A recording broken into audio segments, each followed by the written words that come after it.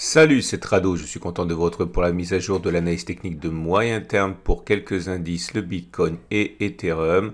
Et nous allons commencer tout naturellement par le SP500, équivalent CFD, c'est l'US 500. En données hebdomadaires, on peut voir que malgré la semaine assez tourmentée que l'on a connue, on préserve l'essentiel. Les cours demeurent au-dessus de la M7 qui monte, au-dessus de la M20 qui monte, au-dessus de la M50 qui monte. Autrement dit, la tendance immédiate, la tendance générale et la tendance de fond sont haussières. Les traders qui attendaient, et plutôt les investisseurs de moyen terme qui attendaient un retour sur le support hebdomadaire des 42, 43, 42, 30, n'ont pas pu s'exprimer pour rentrer sur le marché. Pour l'instant, rien ne laisse présager une continuation de la baisse, bien au contraire. Regardez la bougie Aiki-Nashi.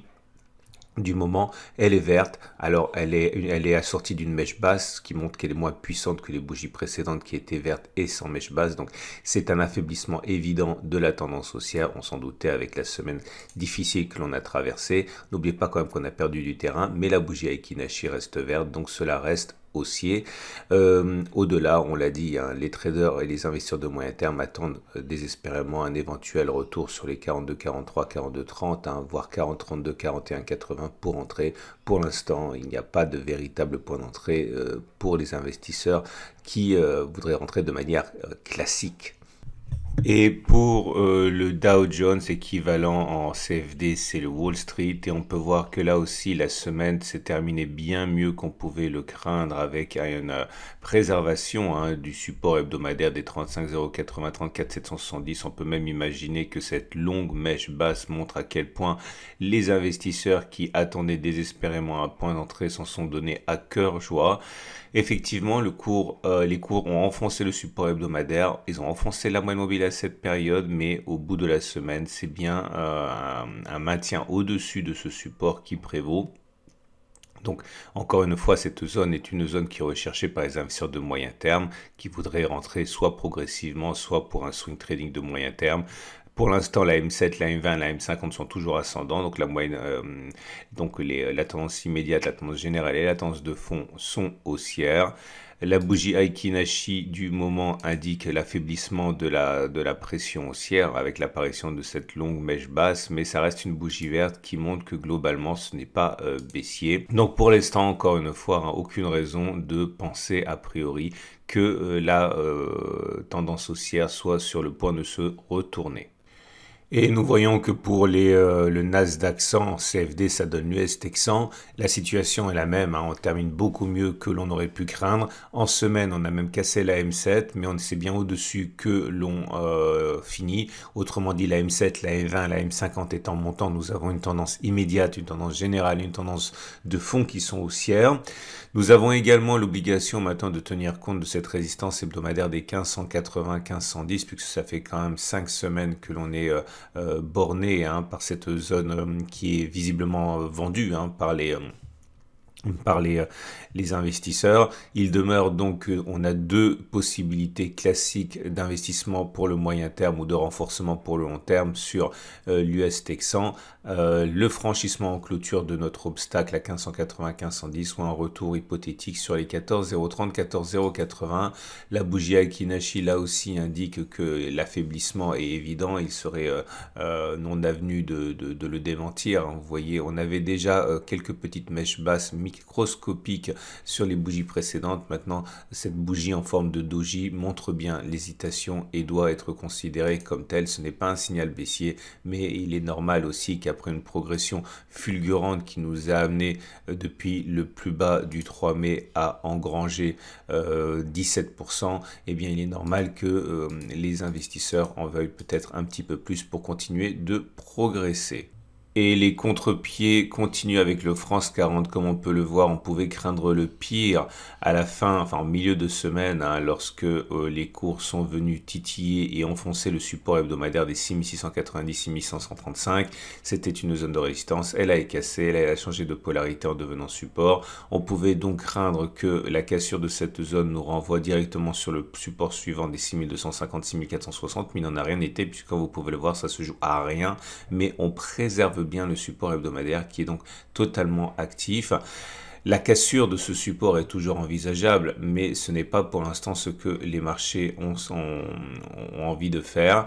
Cette zone, au contraire, est une zone qui intéresse les investisseurs de moyen terme, qui ne manqueront pas, si on y va, de renforcer également sur le support hebdomadaire des 6250, 6460. Maintenant, ceux qui ont des vues plus de moyen terme dans l'optique d'un swing trading et pas d'investissement achètent sans doute au contact de cette zone. Ils mettront classiquement un stop au cas de clôture en dessous de cette zone de support hebdomadaire en espérant qu'entre-temps on reconquiert les plus hauts.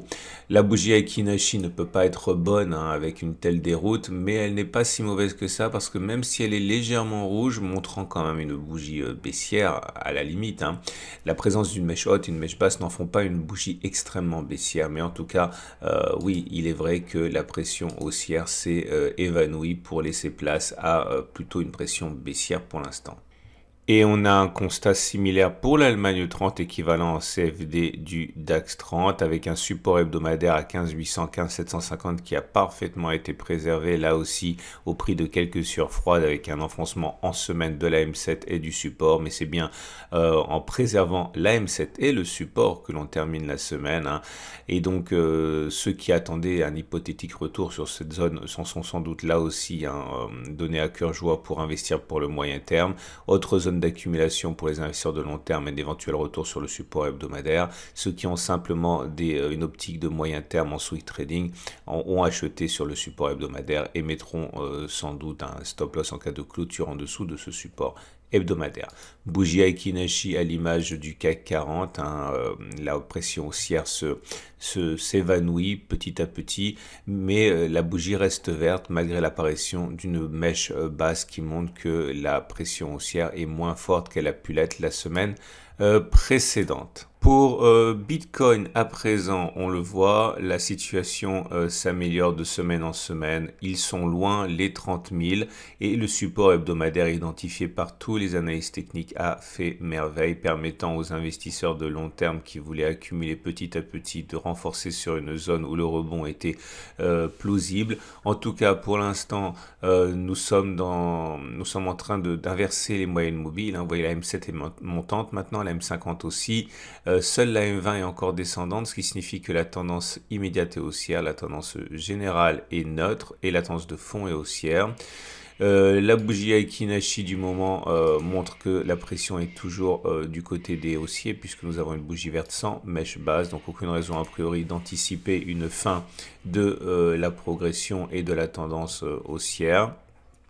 On l'a dit, les traders et les investisseurs ont mis à profit la zone de support pour acheter. Tout retour sur cette zone est susceptible de provoquer la même réaction haussière. Si vous vous intéressez à des points d'entrée plus précis et d'accumulation plus précise, je vous invite à regarder la vidéo suivante sur la préparation de la semaine de trading qui apparaîtra lundi. Et on finit avec l'Ethereum qui également est dans une forme resplendissante, sauf que contrairement au Bitcoin, on est bien au-dessus de la M7, de la M20, de la M50 et de la M200. Autrement dit, sur cette unité de temps, la tendance immédiate, la tendance générale, la tendance de fond sont haussières. En plus, on a un croisement M7 et 20 qui est généralement accompagné d'une continuation de la hausse. On savait que le support hebdomadaire des 2050-1300 était guetté, scruté par tous les investisseurs de moyen terme. Un retour sur cette zone ou un franchissement en clôture de la résistance hebdomadaire des 3900-4366 est la seconde possibilité pour investir pour le long terme ou alors pour initier des swing trading de moyen terme. Pour l'instant, on a du mal à imaginer que ce sera pour la semaine prochaine, mais en tout cas, quand on regarde la bougie Aiki-Nashi, on ne voit aucun signe de ralentissement. Au contraire, bougie verte sans mèche basse, autrement dit, tout est en place a priori pour que le mouvement n'ait pas fini de progresser. Clairement, aller plus haut semble quand même plus plausible que le fait que l'on ait déjà fait les plus hauts. Voilà ce que l'on pouvait dire pour ces 5 indices et ces 2 cryptos majeurs. Je vous invite à regarder encore une fois à la fin du week-end, lundi matin en fait. Il y aura la préparation de la semaine de trading sur ces mêmes indices, sur euro-dollar, sur des cryptos, sur quelques actions. Et je vous donnerai les points qui sont à surveiller pour ceux qui ont des envies d'accumulation ou de swing trading sur ces actifs. À lundi.